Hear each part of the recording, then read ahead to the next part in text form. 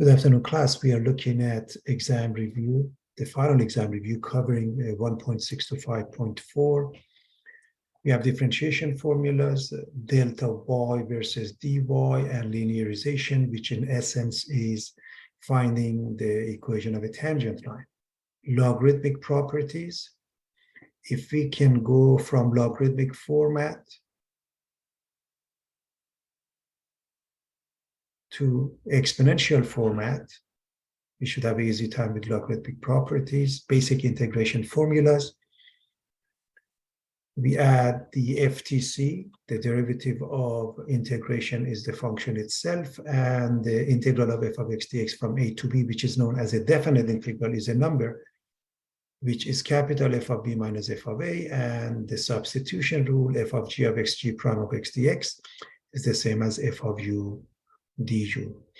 We are going to look at various examples for the final, and most of these questions have been visited before in your lecture. So the very first step is to bring this up, and we write this as a 4 times x squared plus 3 to the power of negative 1/2. To differentiate that, well, we first write 4, and by the way, we're going to use the extended power rule. Then we write the times the exponent. Then we write the expression to the power of minus 1/2 minus 1, making it negative 3/2. By the chain rule, we need the g prime. The derivative of the inside is 2x. And this is the end of calculus. When we put them together, 4 times negative 1/2 times 2x gives us negative 4x.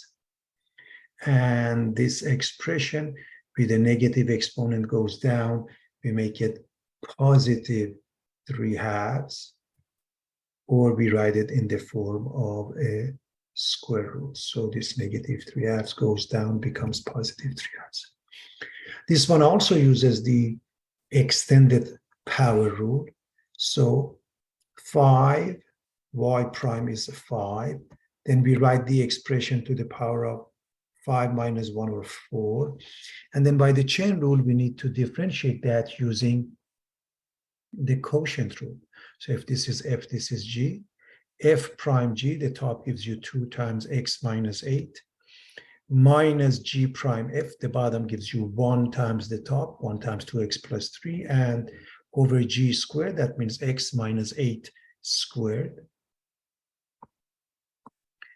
We will simplify this into 2x minus 16 minus 2x minus 3, and the whole thing changes to negative 19. To make this easy to understand, we are going to change this into the fraction to the power of 4 and the denominator to the power of 4. And the second part, we just write it. Now 5, 2x plus 3 to the power of 4, and negative 19 belong to the numerator. We multiply these two numbers, we get negative 95, 2x plus 3 to the power of 4. The denominator has x minus 8 to the power of 4 plus 2, and that is x minus 8 to the power of 6.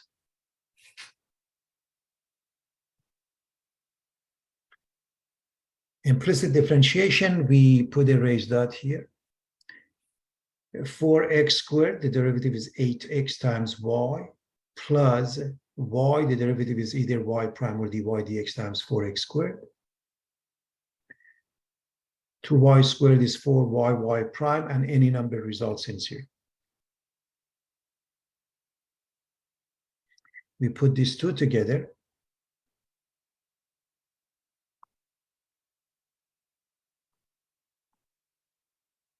And we move the 8xy to the right side. When we put these two together, we take the 4y prime out. We factor it out. Since we are solving for y prime, we divide both sides by 4 times x squared plus y. And minus 8 and 4 cancel each other. We receive negative 2 at the top. And the final answer is negative 2xy over x squared plus y. We want to differentiate this. Y equals cosine 3t to the power of 4. As I've mentioned before, anytime you have a sinusoidal function and you want to differentiate, You read it and you pause. So we're going to read cosine and we pause, which means cosine is the shell function, is the outer function. We know the derivative of cosine is negative sine. So we write negative sine.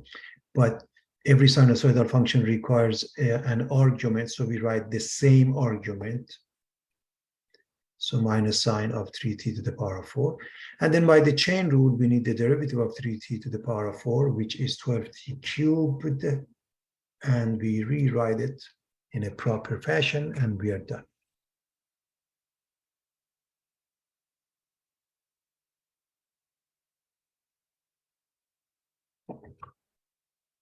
Again, questions we've seen: a small rock is dropped into a lake, circular ripples spread over the surface with the radius of each circle increasing at the rate of 3/2 feet per second.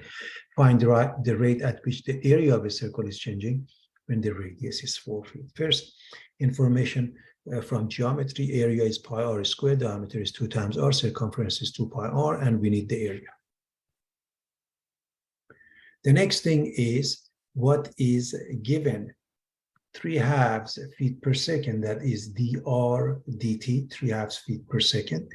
And we are looking for the a dt when the radius is 4 feet. This will help us finish the job. Now, we want to differentiate this with respect to time. This is a related rate problem. Remember, 3/2 feet per second. So the ADT is a pi times, now we're going to really differentiate r squared, which is 2r dr dt. So pi is a number, you keep it. R squared becomes 2r dr dt, or 2 pi r dr dt. Replace the r, replace the dr dt, and practically you're done. 12 pi. And don't forget the units. And if you want an approximation, you write it with a bunch of decimals. We always write with exact answer unless otherwise asked. And don't forget the units. We want to find dy dt for this equation. And the moment we see dy dt, that tells us the independent variable is t. So meaning even the derivative of x is no longer 1. So if I want to differentiate this expression, first I put the 4. Then I raise this to the power of 4 minus 1 or 3. Then by the chain rule, I need the derivative of the inside the parentheses, which is 5 dx dt plus dy dt. Then minus x gives me minus dx dt, and any number gives me 0, including 6.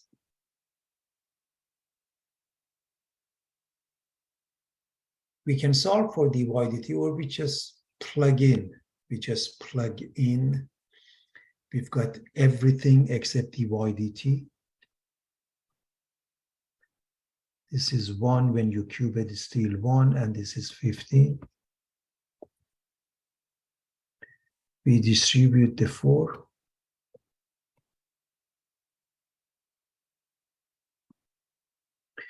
We get 60 plus 4 dy dt minus 3. 60 and negative 3, they add up to positive 57. We move it to the other side, negative 57. Divide by 4, we are done.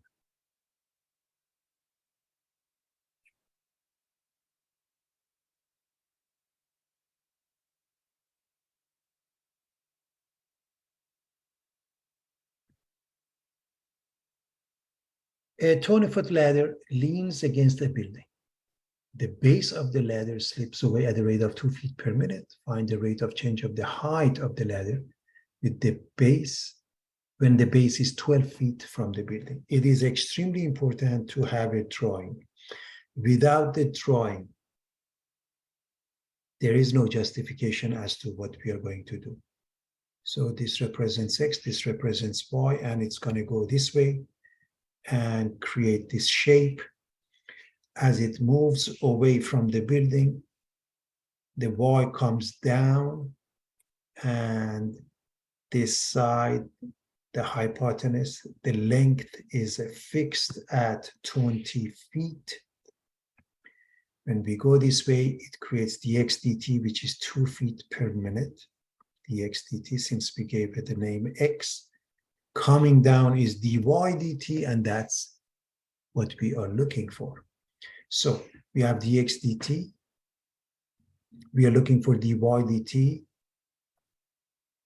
when the base is 12 feet from the building, when x is 12 feet. What formulas will put everything together? A squared plus b squared is c squared. In this case, x squared plus y squared is 20 squared. So again, this is Pythagorean theorem, everyone.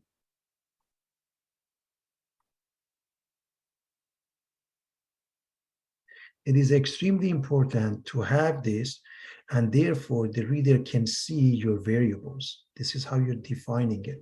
Without this diagram, we don't know what's x and y.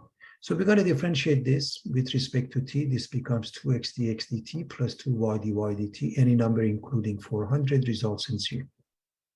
So we got everything to plug in except y at x equals 12.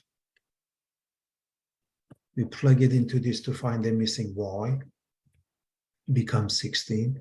Now we got everything. Let's replace x dx dt, y, and the missing value would be dy dt. This is 2 times 12 times 2, 48. This is 2 times 16, 32. And so dy dt becomes minus 48, because when we move it, divided by 32, we drop a factor of 16, negative 3/2 feet per minute. Pay attention to the units. Also, x is increasing, dx dt is positive, y is decreasing, dy dt must be negative, and it is.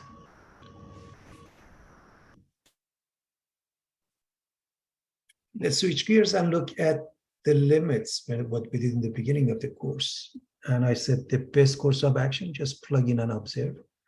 The limit of a function, you just plug in a number, and if it gives you any number, you're done.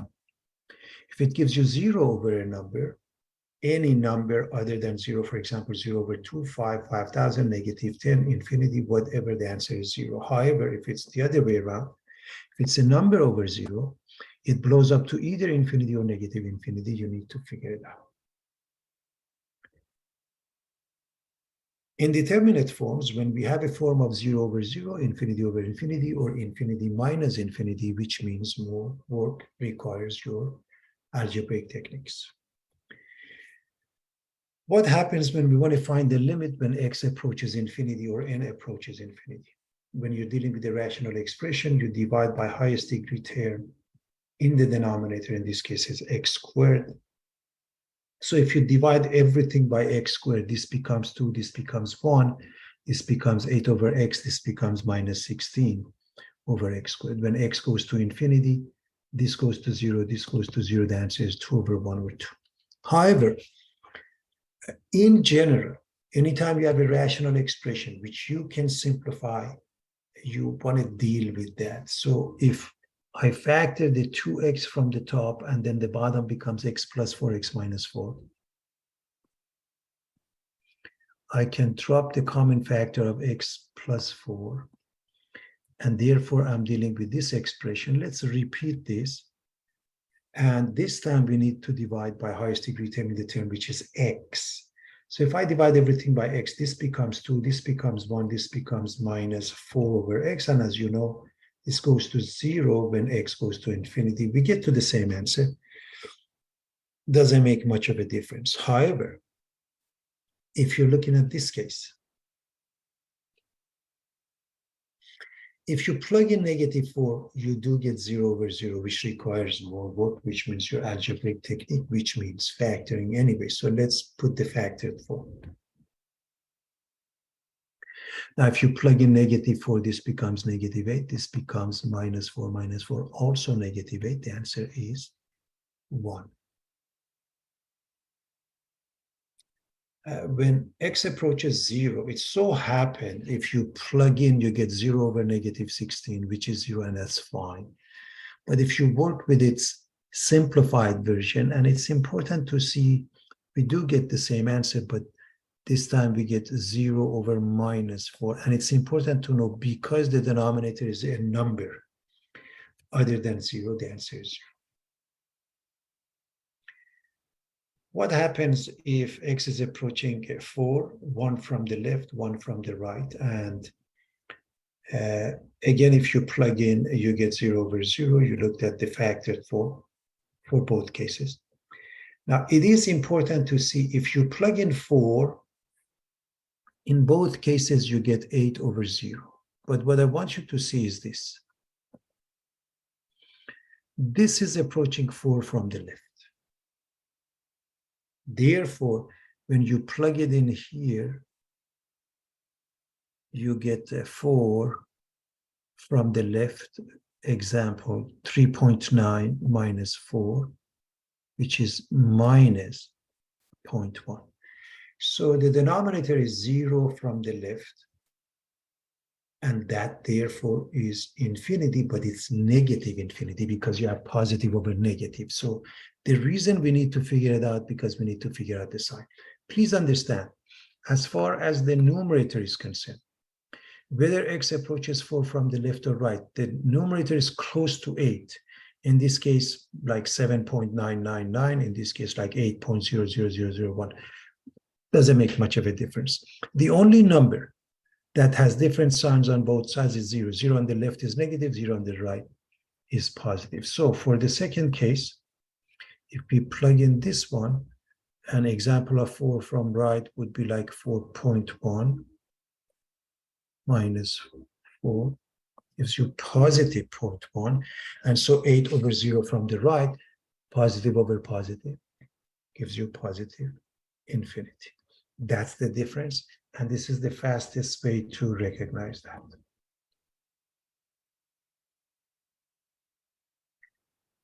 We continue with limits. In this case, simply put, plug in. So you get e to the power of negative infinity, which is 0.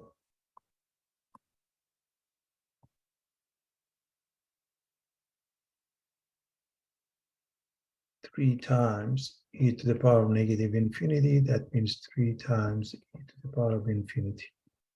And 3 over infinity, which means it becomes 0.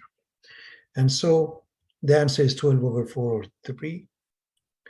The second case, I hope you realize e to the power of infinity, you plug in and you do get infinity.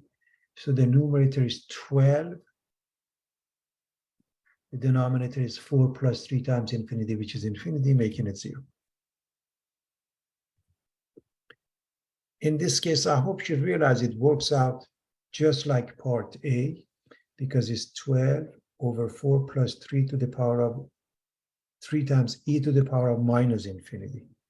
And e to the power of minus infinity is 0, just like the first one. Now what happens here, you plug in 0. So what is e to the power of 0? It's 1, so 12 over 4 plus 3, or 12 over 7. So the point being, I picked a few questions, extremely similar, but what happens as the variable approaches infinity, negative infinity, 0, things of that nature. Again, quickly switch gears with the differentiation. I want to remind you how we would do the differentiation. Because the numerator is a number, and a number only, we don't have to do the quotient rule. We bring the bottom up, and we do the extended power rule. 12 times the same thing,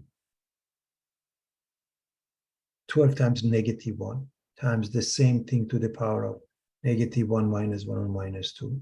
And then the derivative of the inside, which is 3e to the power of t. So again, 12, and then the exponent becomes the coefficient. Then the exponent goes down by 1. This is minus 1 minus 1. And then this is by the chain rule. The derivative of the parentheses is 3e to the power of t. So what we are looking at is 12 and minus 1 and 3 e to the power of t. Those three, this is minus 12. This is minus 36 e to the power of t. And this guy has a negative exponent. So it goes down. It has a positive exponent now.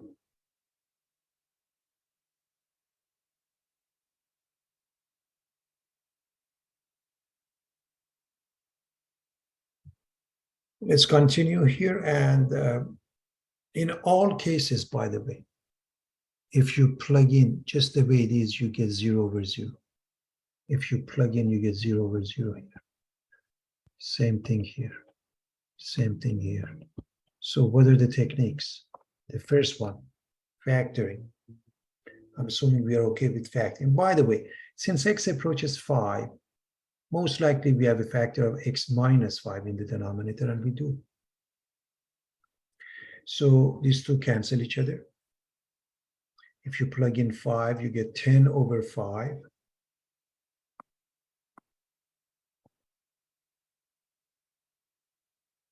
Or 2. For part B, you're looking at a complex fraction. The technique is to multiply the top and the bottom by LCD. That's the fastest format. So multiply by 4x over 4x. Now, when you multiply it by 1/4, you get x. By 1 over x, you get 4, and the denominator, don't touch it, write it as a product. And so what happens, x plus 4 cancels out x plus 4. And when you plug in negative 4, you get negative 16 in the denominator. So the final answer is negative 1 over 16. In this case, the technique is to multiply by the conjugate of the numerator. So this minus changes to plus. And again, since you put it at top as well as the bottom, this expression in blue is equal to 1, and it's acceptable. So this is a minus b, a plus b.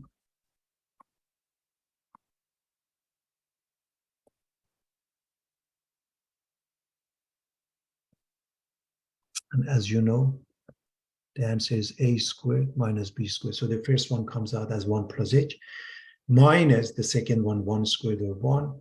1 and negative 1 cancel each other. Now, if you plug in 0, square root of 1 is 1, 1 and 1 is 2, the denominator is 2, so the final answer is 1/2.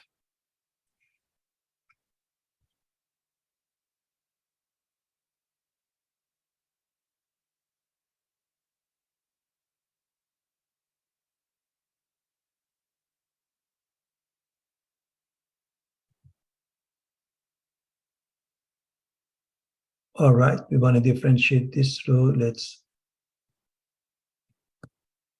put a raised up right here. So we use the product rule on that. E to the power of 2x gives us simply e to the power of 2x times 2, and then times, so e to the power of 2x times 2, and then times ln x. Plus ln x gives us 1 over x, and then times e to the power of 2x. And we are done with calculus. If we factor the common factor of e to the power of 2x, this leaves us with 2 ln x, and this one with 1 over x, and we are done.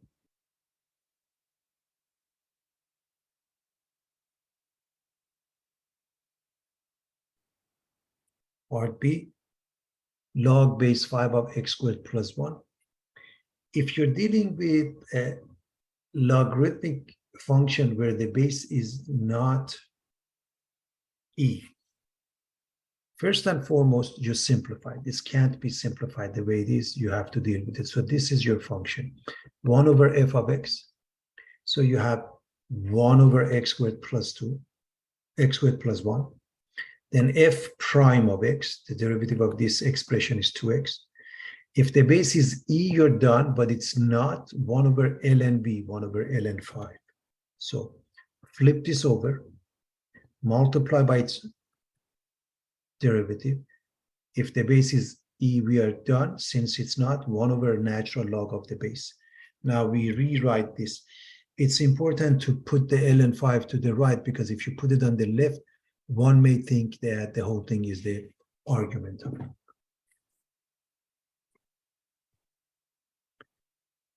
F of x is ln of 2x over 2x plus 1. It is a good practice to simplify, decompose the log. This is ln of the top minus ln of the bottom. Ln of the top, ln of 2x is ln2 plus ln x minus ln of the bottom. So I want to make sure that everybody understand this is ln 2x. Now, it's easier to deal with it this way because ln 2 is a number, the answer is 0. ln x, 1 over x, minus ln of 2x plus 1, flip this over, 1 over 2x plus 1 times its derivative. So 1 over minus 1 over 2x plus 1 times its derivative, which is 2. So the common denominator is the product of these two, x times 2x plus 1. So 1 times 2x plus 1, that means 2x plus 1, minus 2 times x. These two cancel each other, and we are done.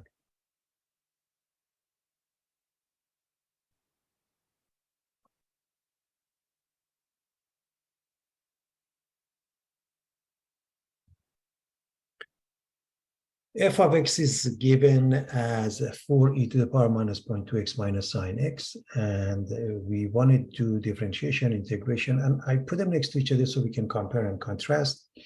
So to differentiate, for when you have an exponential, the same thing, you write it and then you times it by negative 0.2, its coefficient, if you will, the derivative in essence, that would be the chain rule. And minus sine gives you cosine. So 4 times negative 0.2, and then the same thing, minus sine gives you cosine. Now we're going to rewrite this, and we are done. Rewrite it into minus 0.8 e to the power minus 0.2x minus cosine x. Now, if you want to integrate the same thing, of course, with the dx. So over here, we multiplied by negative 0.2. Over here, we're going to divide by negative 0.2. And that's really the key. And the derivative of sine is cosine. So minus sine x results in minus cosine x. But the integral is minus cosine x. So minus cosine x makes it plus cosine x and a constant. And this is minus 40 divided by 2, or minus 20. Now, let's add something interesting to that and make it the initial value problem. What if capital F of 0 is given as 20? So in essence, part B, we are adding one more piece, and we want to find the constant. So all you have to do, replace the x with 0. So we have the following pair, everybody. So it means 20 equals minus 20 e to the power of 0, right? Because minus 0.2 times 0 is 0, plus cosine of 0 plus c. So what happens is that this becomes 1. As you know, cosine 0 is 1. So I'm going to continue here, and I'm going to write 20 is minus 20 plus 1 plus c. As you know, this is minus 19. Move it to the other side, plus 19, and c becomes 39. And now we are done.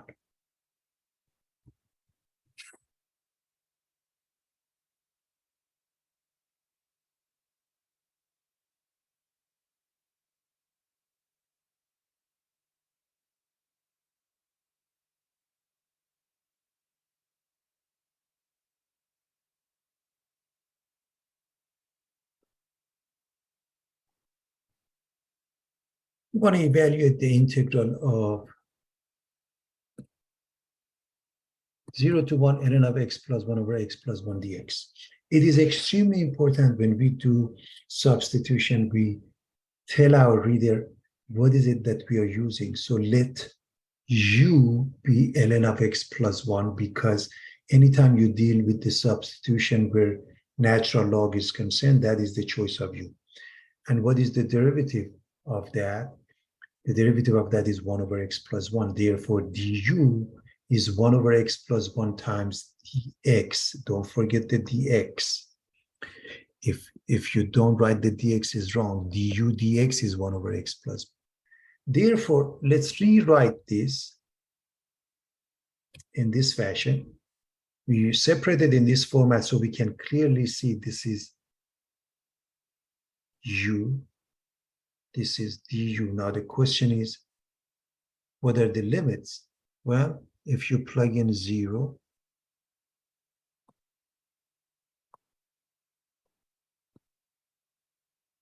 you get ln 1. If you plug in 1, you get ln 2. Now, we should know ln 1 is 0, but first I put ln 1 on purpose. And the integral of u du is 1/2 u squared. Notice, and now I put the 0. First, I wanted you to see that we get ln 1, and then ln 1 is 0. Now, replace the u with ln 2. This is the answer. Now, please understand this is the exact answer, and that's what we use in calculus. If you put it into a calculator, it's wrong unless they ask you to do that, and if they do so, however many decimals, you have to go with many, many, many decimals. In calculus, ln 2 is ln 2. Pi is pi.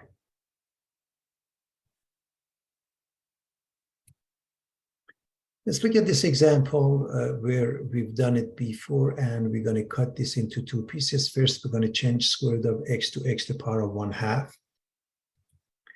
And then we make up two fractions, x over x to the power of 1/2. And of course, this has exponent 1. 1 minus 1/2 and makes it 1/2. And then the second part, x to the power of negative 1/2. Both of them can use the power rule. So we are going to say this one is 1 over 1/2 plus 1 x to the power of 1/2 plus 1. And this is 1 over negative 1/2 plus 1 x to the power of negative 1/2 plus 1, and a constant. As you know, this is 3/2. This is 1/2.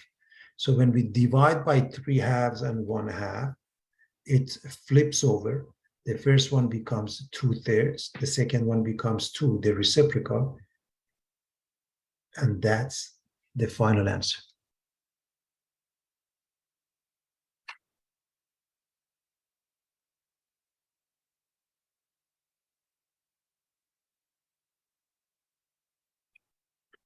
Again, something we have seen, and that is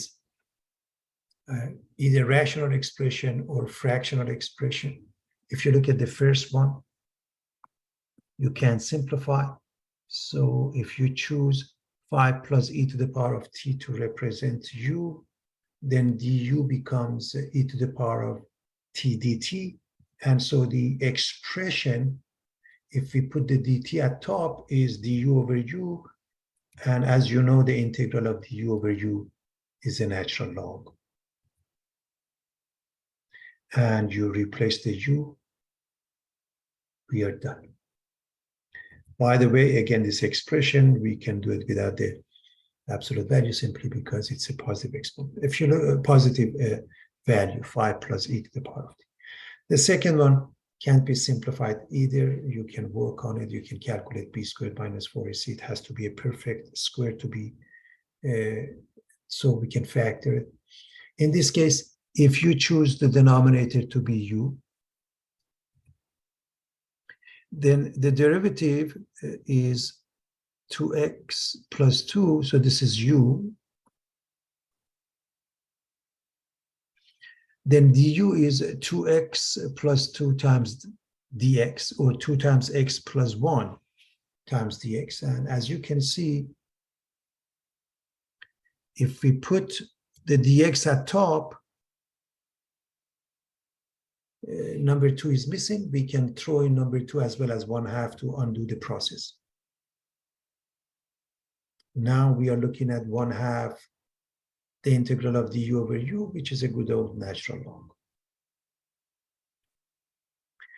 Replace the u, and we must keep the absolute value sign. Again and again, this is important to see. Same page, if I write the reciprocal of part A, it is important to know that I can make up 2 fractions. This one is 5e to the power of negative t.